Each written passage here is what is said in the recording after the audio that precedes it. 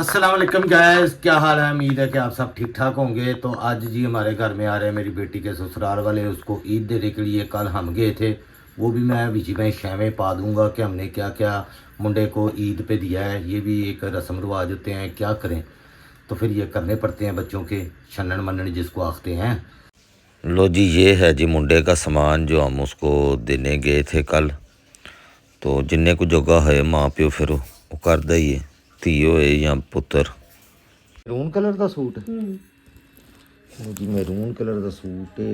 ਇਹ ਪੈਂਟ ਹੈ, ਇਹ ਸ਼ਰਟ ਹੈ, ਇਹ ਵਿੱਚ ਵਾਲਟ ਹੈਗਾ ਜਨਾਬ।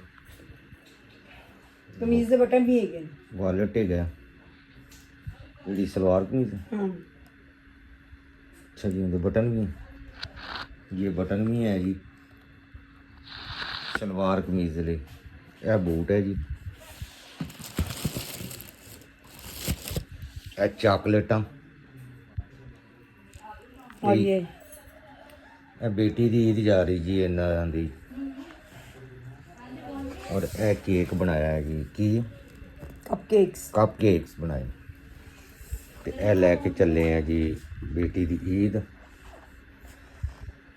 बस अल्लाह ताला सारे बच्चियां दे नसीब अच्छे करे जी। तो आज मेहमानों के लिए हम बना रहे हैं जी अफ्तारियाँ। तो हम भी उधर नहीं जाके की थी, हमने भी हम के घर से ही की थी। तो उन्होंने भी अपने घर से ही अफ्तारी की है। तो हमने उनके लिए ना ये चाय बिस्कुट है टी जो होती है उसका इंतज़ाम किया। तो ये बन रहे हैं जी सैंडविच, ये अंडा पा के चिकन पा के और ये बिस्कुट और हैं लेट्स ये बन गए हैं जी इसके सैंडविच।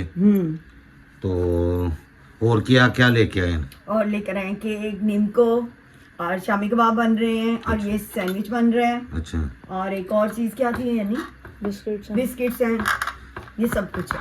तो जी यह सारी तैयारियां हो रही हैं जी मेरी बेटी के ससुराल वाले। तो नेक्स्ट ईयर में दुआ करें कि अल्लाह खैर खैरियत से बस उसकी शादी हो जाए। तो आप सब भैन भराओं की दुआएं चाहिए। तो हम तैयारियां अब से शुरू करेंगे। तो आपको पता ही है कि फिर ब्याह की तैयारियों में कितना अरसा लग जाता है ना, हौली हौली करके रिमके ही करना होता है। साढ़े किहड़ियां फैक्ट्रियां चलन दियां कि असी रात नूं इंज करके बहना तो सवेरे सारा कुछ हाज़र हो जाना। तो वो भी आपको दिखाएंगे हम शॉपिंग क्या क्या उसकी करते हैं। कुछ चार के चीज़ां बना ली हुई हैं, बाकी भी बनाने वाली हैं। तो सारी ज़िंदगी लग जाती है माँ प्यो की ना इन कामों दे विच, तुहानूं पता ही है। तो तीला तीला करके इकट्ठा करना होता है। तो ये भी देना बड़ा ज़रूरी होता है, इसलिए कि धी अगलों के घरों में जाके ना फिर दरानियों जेठानियों की शामों को तो नहीं ना बरतना होता। तो इसलिए अपना ही होना चाहिए सारा कुछ सामान समून। तो अभी आपको दिखाते हैं वो क्या लेके आते हैं। क्यों इतनी मुरब्बत लेंदे पे हो? मुरब्बत की गल नहीं, खाओ। एक बड़ी मजे की चीज एक मिनट मैं आपके लिए सेट कर देती हूँ, कर लो। चलो असल ਵਿੱਚ और बिस्किट भी रखो। मैं एक चीज बड़े गौर ਨਾਲ ऑब्जर्व कर रहा ਸੀ। मैं ਕਿਹਾ ਜਿਵੇਂ ਜਿਵੇਂ ਏਜ ਹੁੰਦੀ ਜਾਂਦੀ ਹੈ ਨਾ ਖਾਣਾ ਘੱਟ ਜਾਂਦਾ ਹੈ। ये बहुत सही हकीकत है। ये हकीकत है। हम परेशान होते थे कि हमारी नानी अम्मा या अम्मी इतना सा खाना थोड़ा क्यों खा खाते। के उठ जाते ने। अच्छा जी, क्या क्या ईदी है ये जी? अच्छा जी, ये बेटी की ईदी है ये जी ससुराल वालों की तरफ से। चूड़ियाँ हैं जी, सूट है जी। ये वाला अच्छा जी, ये उसके साथ, और वो अच्छा ये मामू के साथ। अच्छा ठीक है जी।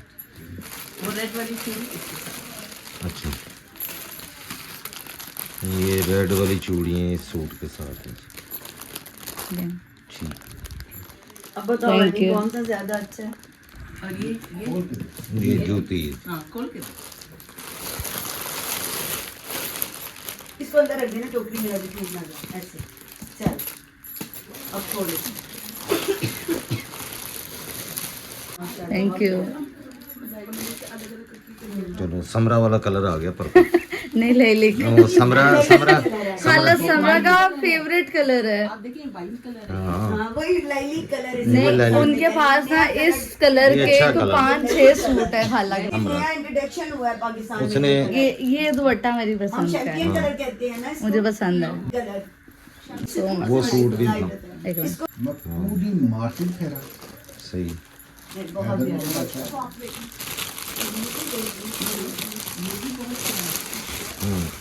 के पास आपके दुपट्टे।